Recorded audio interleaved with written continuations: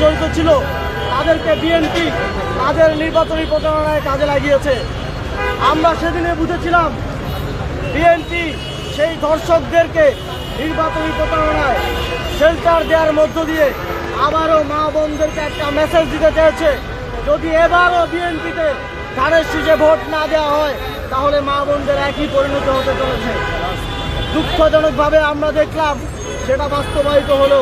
গতকালকে হাতিয়াতে আমাদের সেখানকার প্রার্থীকে সাপলাকলিতে ভোট দেওয়ার কারণে 3 সন্তানের জননীকে সেখানে গণধর্ষণ করা হলো। অত্যন্ত লজ্জার সাথে আমরা দেখছি বাংলাদেশের মিডিয়া কেন শপথ গ্রহণের আগেই বিএনপিকে তারেক রহমানের সামনে শেল্টারে রত হয়েছে।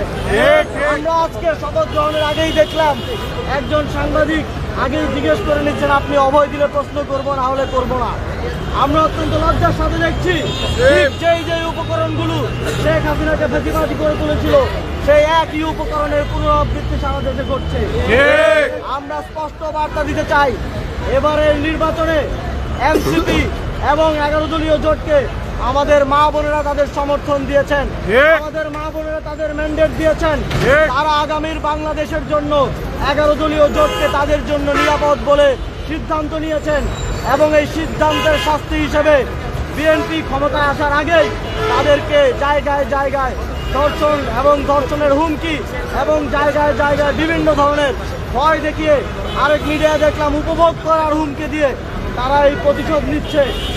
আমরা স্পষ্টভাবে বলতে চাই, বাংলাদেশের যে 46% জনগণ আপনাদেরকে ভোট দেয়নি, বাংলাদেশের যে 46% মা বোন এবং তরুণরা আপনাদেরকে ভোট দেয়নি, আগামীর বাংলাদেশে তাদেরকে বাদ দিয়ে বাংলাদেশ বিনির্মাণ করা সম্ভব না।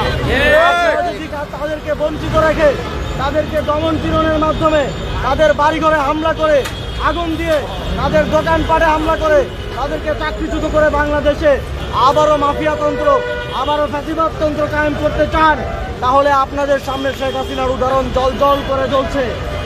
আমরা মনে করি, আমরা আপনাদেরকে আহ্বান জানাতে চাই, আমরা একটি সুন্দর বাংলাদেশ চাই। আপনারা দেখেছেন নির্বাচনের আগে থেকে এক ধরনের একদিকে প্রশাসন সহ সবাই হেলে গিয়ে লেভেল প্লেইং ফিল্ডকে নষ্ট করা হয়েছে। তারপর আমরা বলেছি আমরা গণতন্ত্র চাই, আমরা নির্বাচনের জন্য সহযোগিতা করব। নির্বাচনের আগের দিন বিভিন্ন জায়গায় কেন্দ্র দখল করা হয়েছে, তারপরে আমরা ধৈর্য ধরেছি। নির্বাচনের দিন দিনের বেলায় মোটামুটি সুষ্ঠুভাবে নির্বাচন হলেও রাতের বেলা আপনারা ভোটের সংখ্যা নিয়ে যে ইঞ্জিনিয়ারিং করেছেন এবং ঢাকা 8 আসন যেখানে আমরা দাঁড়িয়ে আছি সেখানে আমাদের নাসিরউদ্দিন পাটোয়ারি সহ সারা দেশে আমাদের বিভিন্ন জায়গায় অন্তত 50 জন প্রার্থীকে আপনারা হারিয়েছেন।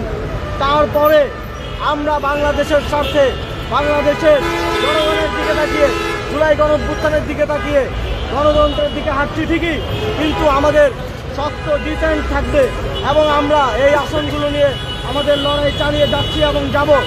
তবে আমাদের আপনাদের প্রতি আহ্বান থাকবে, সারা দেশে যেই নৈরাজ্য এবং জুলুমতন্ত্র আপনারা নির্বাচিত হওয়ার সাথে সাথে শুরু করেছেন, শপথ নেওয়ার আগেই শুরু করেছেন, সেটা অবিলম্বে বন্ধ করতে হবে। যারা সারা দেশে আমার ভাইদের উপরে হামলা করেছে, বাড়িঘর লুটপাট করেছে, চুরি করেছে এবং আমার বোনদেরকে ধর্ষণ করছে, হুমকি দিচ্ছে, অনেকে বলছে শপথ নেওয়ার পরে নাকি দেখে নিবে, তাদেরকে আমরা সতর্ক করতে চাই, আপনারা শেখ হাসিনার পরিণতি থেকে শিক্ষা গ্রহণ করুন।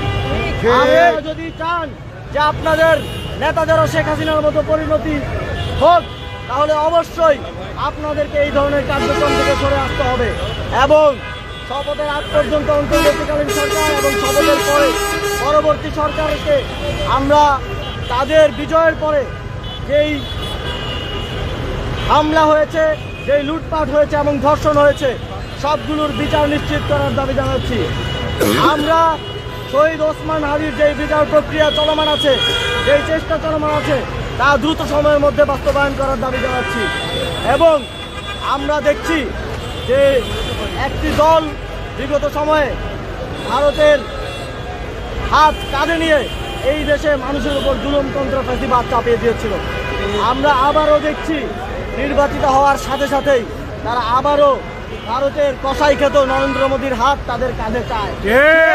আমরা বাংলাদেশের জনগণ শেখ হাসিনার ফ্যাসিবাদী সরকারের সময়ও 2021 সালে মোদি বিরোধী আন্দোলনে আমাদের ভাইয়েরা জীবন দিতে চিন্তা করে নাই।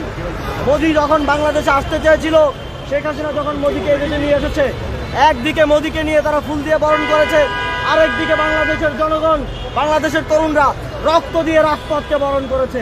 সুতরাং আপনারা আবারও যেই কসাইরা এই দেশে আধিপত্যবাদ কায়েম করেছে, যেই কসাইদের লেফটেন্সাররা এই দেশে ফাঁসিবাদ কায়েম করেছে, তাদের হাত কাঁধে নিয়ে আবারও বাংলাদেশে জুলুমতন্ত্র কায়েমের স্বপ্ন দেখবেন না।